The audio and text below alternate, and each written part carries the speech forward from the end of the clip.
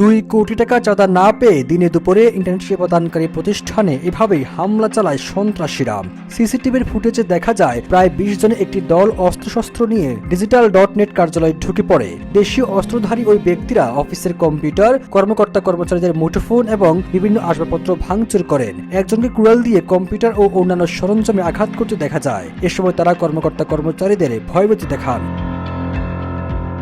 তবে শুধু ভয়ভীতি নয়, হামলা চালিয়ে 35 লাখ টাকা লুট করার অভিযোগ করেছেন প্রতিষ্ঠানের মালিক আদিল বিন মামুন। তিনি বলেন, 2 দিন আগে বিদেশি একটি নম্বর থেকে ফোন করে ডেভিড ইমন নামে এক ব্যক্তি দাবি করেন ব্যবসা করতে হলে এককালীন 2 কোটি টাকা এবং মাসে 10 লাখ টাকা দিতে হবে। তিনি অভিযোগ করে বলেন, চাঁদা না দেওয়া তারা প্রতিষ্ঠানে হামলা চালিয়েছে। এমন ঘটনা ঘটেছে চট্টগ্রাম নগরীর চকবাজার থানা এলাকায় digital.net কার্যালয়ে।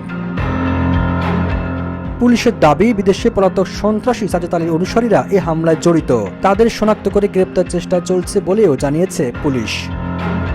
সবুজ আলম, ইত্তেফাক।